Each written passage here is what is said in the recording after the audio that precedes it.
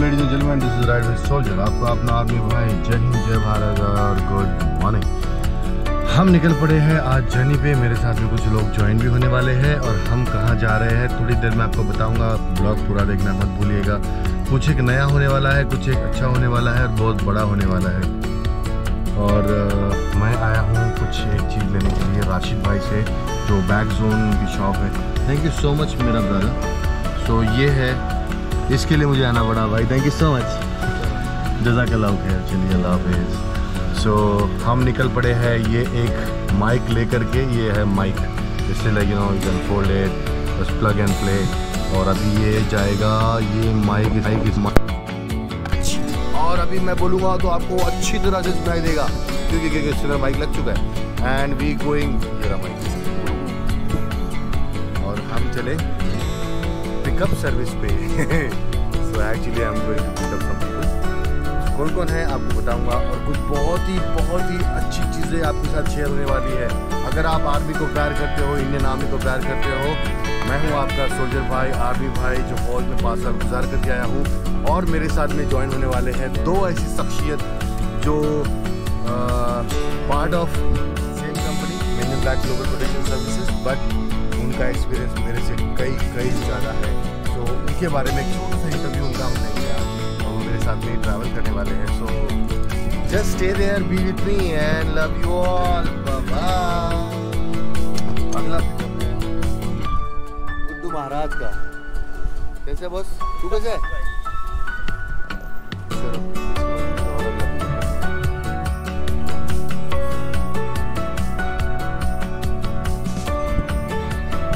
ये है पाली रिजॉर्ट, जो वेस्टर्न एक्सप्रेस हाईवे पे है।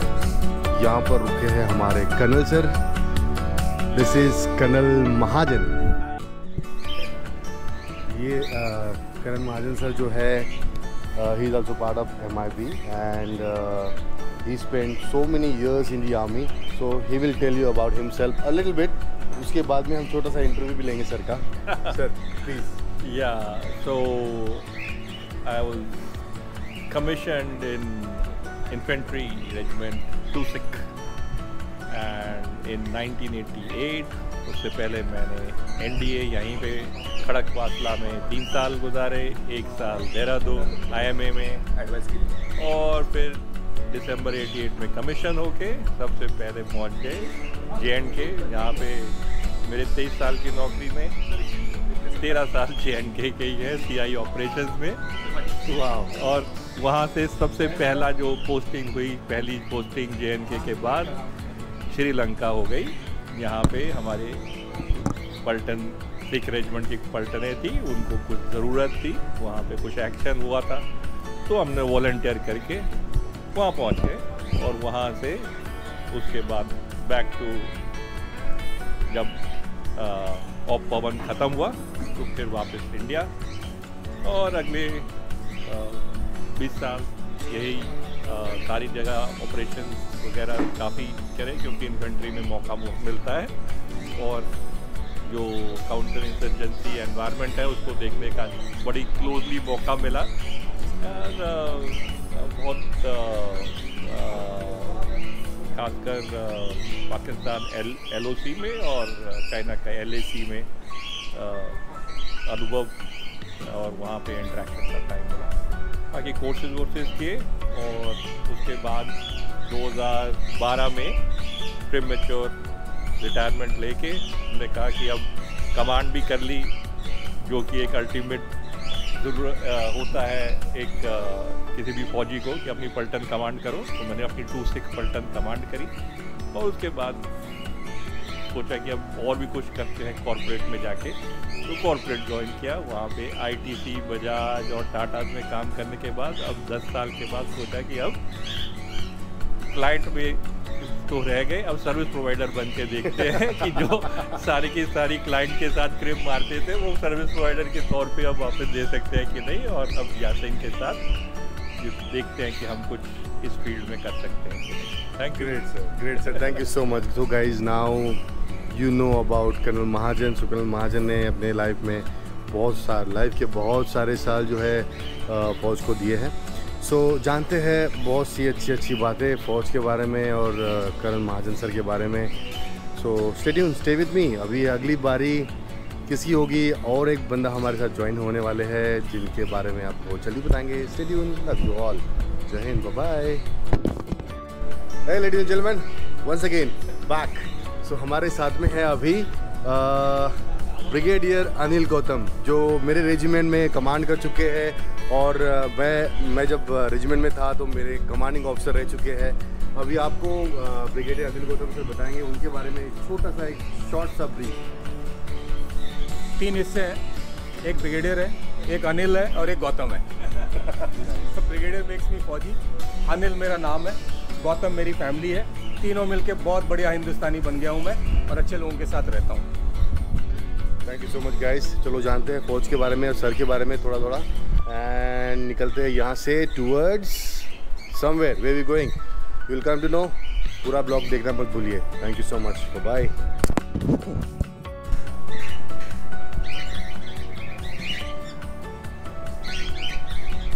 लवली प्लेस और ये है इस प्लेस के ओनर जिनका नाम है कुमार पडावी। सो ये है उनका बहुत ही प्यारा सा रेस्टोरेंट। आप अगर मीरा रोड में या फिर कहीं भी रहते हो मुंबई में, अगर आप वेस्टर्न एक्सप्रेस से जा रहे हो तो ये आपको रास्ते में पड़ता ही है। और this is a wonderful beautiful place to stay, to look at it, like you know, it's lovely place. Kumar sir, कब बनाया आपने ये? This place has been there for last nearly 15 years, and it's on the Western Express Highway, and it is very close to nature. You'll have a lot of plants है, सब अच्छा माहौल, and you'll get a full of oxygen level. आप आओगे आपका oxygen level बढ़ जाएगा। Absolutely. सो इनका हमेशा कुछ ना कुछ नया चलता रहता है।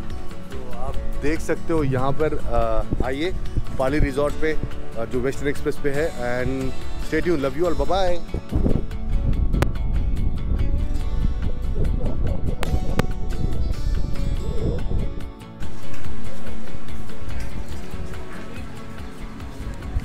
That's good to.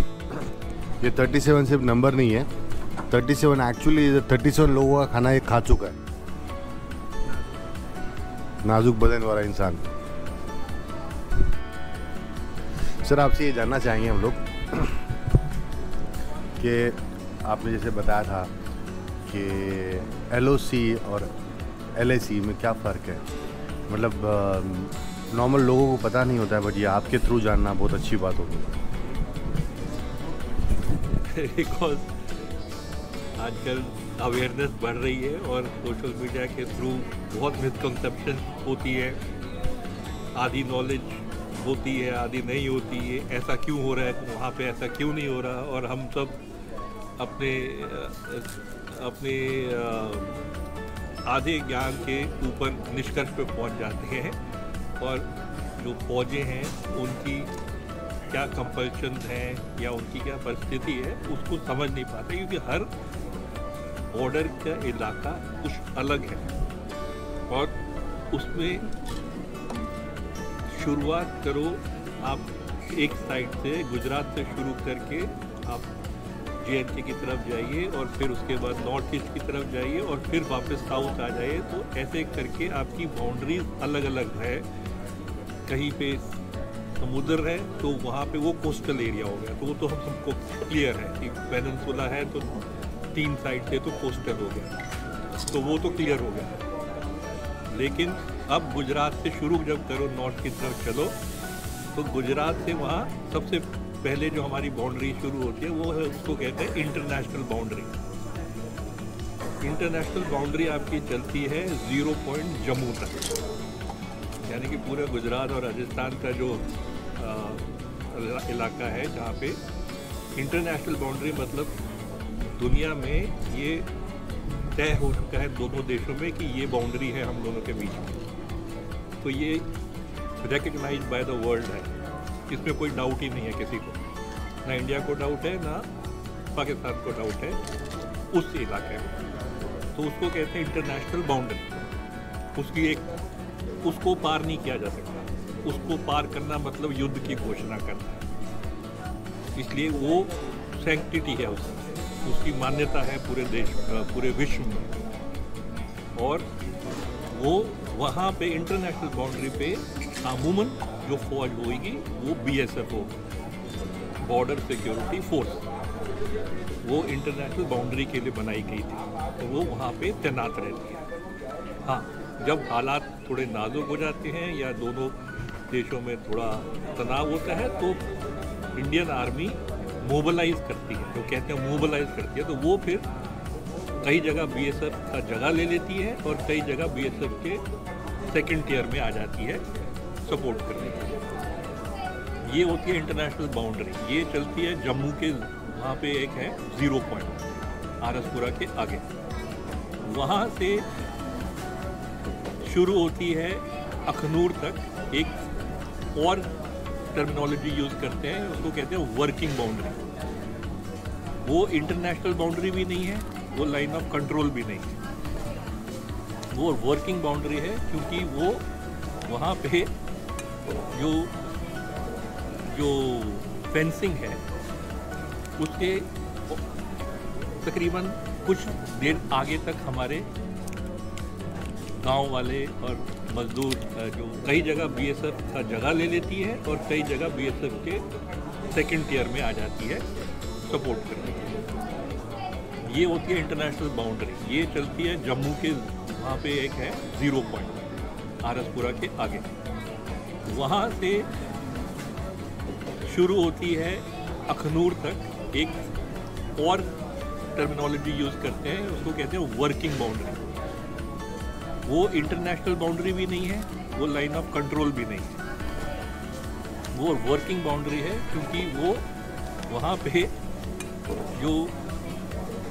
जो फेंसिंग है उसके तकरीबन कुछ देर आगे तक हमारे गांव वाले और मजदूर जो फार्मर्स हैं उनकी ज़मीन है, तो वो एक वो डिफाइंड नहीं है वो कि वो इंटरनेशनल बाउंड्री है या LOC है, तो वर्किंग बाउंड्री है। और वहाँ पे भी BSF और आर्मी का मिला जुला वहाँ पे तालमेल चलता है, लेकिन वो आर्मी वहाँ पे तैनात है। उसके बाद वर्किंग बाउंड्री अखनूर के बाद से शुरू हो जाती है लाइन ऑफ कंट्रोल, LOC। अब ये लाइन ऑफ कंट्रोल है, ये इसका जो बैकग्राउंड है कि आपका 65 में युद्ध हुआ, 71 में युद्ध हुआ, तो जो सीज फायर लाइन, जब युद्ध विराम हुआ तो वो जो सीज फायर लाइन है उसको लाइन ऑफ कंट्रोल में तब्दील कर दिया गया, क्योंकि ये ना दोनों देश इस लाइन को बाउंड्री नहीं मानते, इसको इंटरनेशनल बाउंड्री की मान्यता नहीं है, क्योंकि ये डिस्प्यूटेड है कि ये, क्योंकि वो सिर्फ सीज फायर लाइन हुआ तो जो जहाँ पे था वो वहीं पे थम गया। और ये एक इमेजिनरी लाइन है, इस पे फेंसिंग भी नहीं है, लेकिन उस टाइम कुछ बीच में बॉर्डर पिलर वगैरह लगाए थे, लेकिन इसका ज़्यादातर जो है जिस तरह से प्रकृति का उठाव चढ़ाव या नदी नालों का भाव है, उस हिसाब से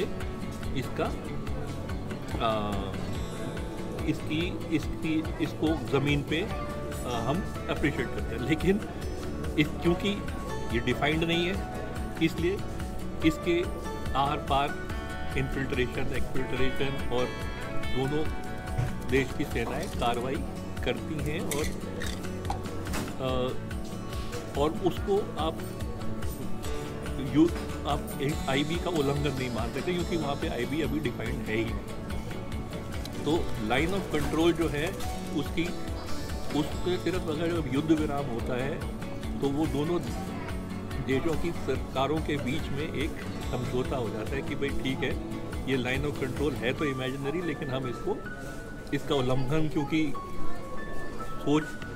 ये आधी पहाड़ी आपकी है, आधी पहाड़ी हमारी है, फिर नाला बीच में क्रॉस कर रहा है, और नाले के उस पार आप वो बैठे हैं, नाले के इस पार हम बैठे हैं, तो इसमें जो है बीच का जो इलाका है उसको जनरली नो मैन्स लैंड कहते हैं।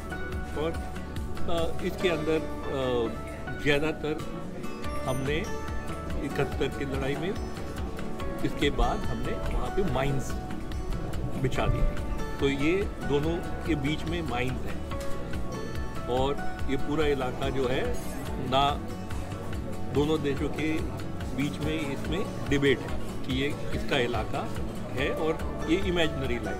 तो ये इसलिए ये डिस्प्यूटेड है, इसलिए यहाँ पे दोनों तरफ से कार्रवाई होती रहती है। जो हम सर्जिकल स्ट्राइक वगैरह कहते हैं वो इसी एरिया में होती है, लाइन ऑफ कंट्रोल के ना। और क्योंकि ये इसके ऊपर वैश्विक मतलब मान्यता नहीं है, तो इसलिए इस पे ये वॉलेटाइल रीजन है। लाइन ऑफ कंट्रोल चलती है JNK के सियाचिन तक। वहाँ के बाद एक और छोटी लाइन आती है, उसको कहते हैं AGPL। उसको वो है एक्चुअल ग्राउंड पोजीशन लाइन। ये सियाचिन के एरिया का पेक्यूलियर है, वो NJ 9842 करके एरिया है, वहाँ से वो नॉर्थ जाता है। और वो सियाचिन का जो डिस्प्यूट है वो इस लाइन के इंटरप्रिटेशन के लिए कि वो नॉर्थ, सीधा नॉर्थ है या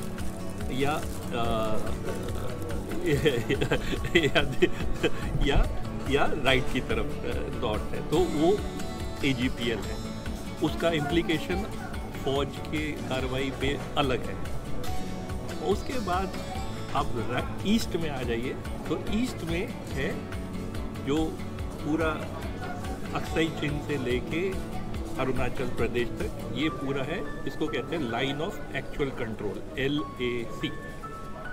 अब लाइन ऑफ एक्चुअल कंट्रोल है वो बेसिकली 1912 या 13 में ब्रिटिश सरकार और उस समय में जो वहाँ की हुकूमत थी, वहाँ पे एक गवर्नर जनरल होते थे मैकमोहन।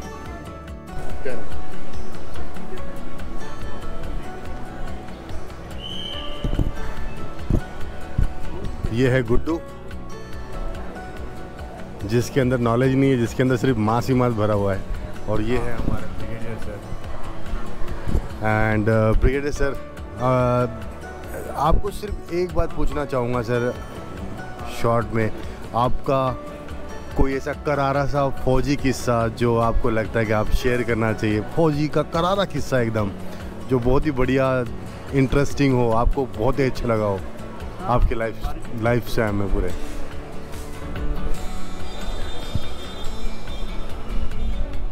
एक दिन था, कई ज़माने पहले की बात है, नए नए अफसर बने थे और दिहाड़ी टाइप काम होता था। तो एक दिन एक फ़ाइल दे के आना था, जहाँ दे के आना था वो जगह थी 10 मिनट दूर।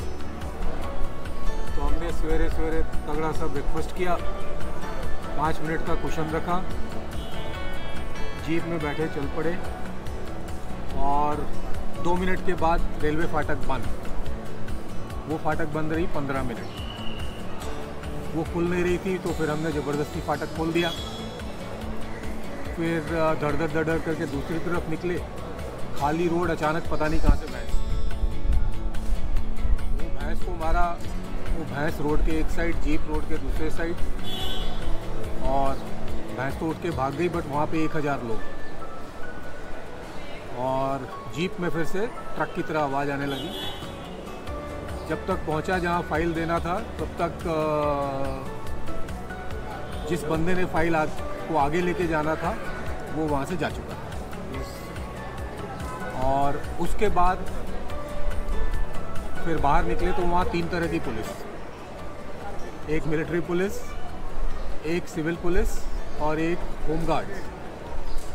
उन सबों को भगा के फिर वापस गए। तो रास्ते में फिर मेरे को एक फौजी दोस्त मिला, उसने बोला कि कुछ भी कर ले वापस अपनी पलटन मत जाना, शाम को जाना, क्योंकि दिन में अभी इस पूरे इलाके में ऐसा कोई भी नहीं है जो तेरे को ढूंढ लिया। फिर हम जाके एक दूसरे दोस्त के कमरे में सो गए। शाम को निकले, अंधेरे में गए वापस। तब तक जिसने जिसको अपना अपना करके जो भी मामला शांत करना था शांत हो चुका था। और फिर हम अपने कमरे में चले गए। अगले दिन नया दिन स्टार्ट। बट उस दिन का लेसन ये था कि जिस दिन ने साला जैसा जाना है वैसा ही जाएगा, आपके बस में कुछ नहीं है, तो आप उसके साथ इस फ्लो में चले जाओ। इस तरह के बहुत सारे किस्से और भी बताऊंगा। ये पूरा एक जर्नी किस्सों का है। ये है ब्रिगेडियर सर, जिनका एक्सपीरियंस बोलता है और भी बहुत सारे किस्से हमारे साथ सर शेयर करने वाले हैं. So stay tune. We are here middle of somewhere on the express highway and we just having some great masala chai which is like you know गुड़ की चाय. ये गुड़ की चाय है सर, ये गुड़ की चाय है. आओ पी करके देखो आप भी. और हम चले अभी यहाँ से लोनावला. और क्यों जा रहे हैं लोनावला, अगर वो जानना है so please watch this blog fully. Stay tune. Love you all. Bye bye. Hi guys, welcome back. और यही जो सेशन है उसको आगे बढ़ाते हुए इस प्यारे से रास्ते में हम लोग ब्रिगेडियर सर को एक सवाल पूछना चाह रहा था मैं. ब्रिगेडियर सर, आपसे एक सवाल पूछना चाह रहा था सर मैं कि जो रैंक्स हैं, फौज की रैंक्स और जो आईपीएस की रैंक्स होती है, इनमें काफ़ी कुछ डिफरेंस लोगों को समझ में नहीं आता है कि फ़ौज की रैंक्स क्यों अलग है और जो आईपीएस की रैंक्स है वो क्यों अलग है, जबकि उनके कंधे पे भी सेम टाइप के स्टार्स होते हैं, सेम टाइप के नेशनल एम्बलम्स होते हैं. तो उसमें और मतलब हमारी फ़ौज में और इनके रैंक में क्या फ़र्क होता है सर? विजिबल से जहाँ तक एम्प्लॉयमेंट का सवाल है, इसमें ऐसे ही कोई कंपैरिजन नहीं है. ये दो अलग तरह के काम है. बट जो विजिबल डिफरेंस है कि जिसने अगर 3 सितारे वाला अगर आपको इंस्पेक्टर दिख रहा है तो मतलब वो फौज का 2 सितारे वाले सूबेदार के बराबर है. और वही एक जो स्टार का डिफरेंस है ये through out the rank hierarchy में चलता है. और बाकी जहाँ तक कंपैरिजन का सवाल है तो ये 2 अलग तरह के काम है, इनको कंपेयर करना सही नहीं होगा. विजिबल डिफरेंस ऑफ रैंक यही है सर. अगर लेकिन रैंक के साथ में अगर देखा जाए तो एक एसपी की जो रैंक होती है उसके लेवल का कौन सा रैंक है सर फौज में? मेजर. यू मीन टू से मेजर एक एसपी होता है क्या? तो उनको अलग नज़रों से देखा जाता है और मतलब जो आईपीएस होते हैं उनको अलग नज़रों से देखा जाता है, ऐसे क्यों सर? सच्चाई है सर, ये सच्चाई है. सच्चाई ये है क्योंकि एक जो मेजर है फौज का वो एक अपनी ऑर्गेनाइजेशन के अंदर है, उसकी बाहर विजिबिलिटी नहीं है और बाहर के जो कॉमन लोग हैं उनके डेली जो इश्यूज हैं उससे उसका कुछ लेना देना नहीं है. जबकि जो एसपी है वो दिन भर उन्हीं के फसाद को देखता रहता है. तो इसीलिए मैं ये बोल रहा हूँ कि ये दो अलग ऑर्गेनाइजेशंस हैं, इनके 2 अलग चार्टर्स हैं. तो इनके जॉब का कंपैरिजन आदत है लोगों को करते रहते हैं, बट वो गलत है. ये कंपेरेबल नहीं है. ऐसे भी मैं एज एन आर्मी मैन अपने आप को पुलिस से कंपेयर करना पसंद नहीं करता. ये बात अभी समझ में आया आप लोगों के. तो हम लोग बिल्कुल अलग हैं, पुलिस से कंपेयर ना करें तो बेहतर है. Thank you so much. Stay tune. Love you all. Bye bye. Let's enjoy the view now. So you can see that tunnel over there. नया टनल बन रहा है यहाँ पे इसी एक्सप्रेस हाईवे पे. यहाँ से राइट टर्न करके अगर आप उस टनल से जाओगे तो सीधा आप यहाँ से रायगढ़ निकलोगे. और एक्चुअली जो यहाँ पर बीच में बहुत ज़्यादा ट्रैफिक होने लग गया था इस एक्सप्रेस हाईवे पे, उसको डिवाइड करने के लिए ये टनल बनाया गया है. And this is good one actually. So लेते हैं थोड़े से मज़े इस प्यारे से वादियों के और नज़ारों के. And stay tune. Love you all. Bye bye.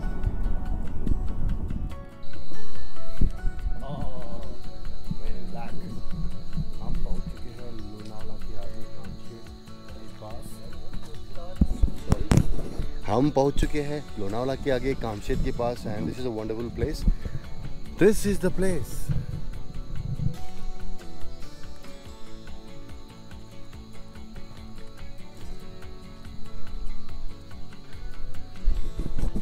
ये बहुत बड़ा है बॉस. ये जगह जो है बहुत बड़ी है. सामने में लेक भी है, पहाड़ियाँ भी है, बादल भी है, मैं भी हूँ, आप भी हो.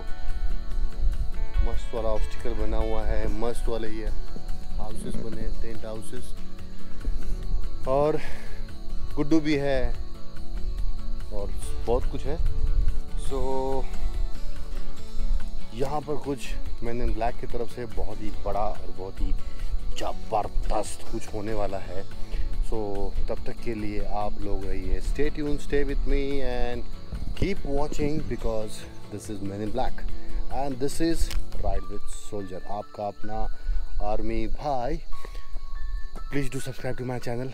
मेरे सब्सक्राइबर बहुत कम हैं, मुझे 1 करोड़ सब्सक्राइबर करने हैं। बड़ी बात कर रहा हूँ, छोटी बात, सिर्फ 99,99,999 सब्सक्राइबर्स करने हैं। 1 करोड़ नहीं भी हुए तो चलेगा, बात का बाद में देख लेंगे। Thank you so much for watching this blog.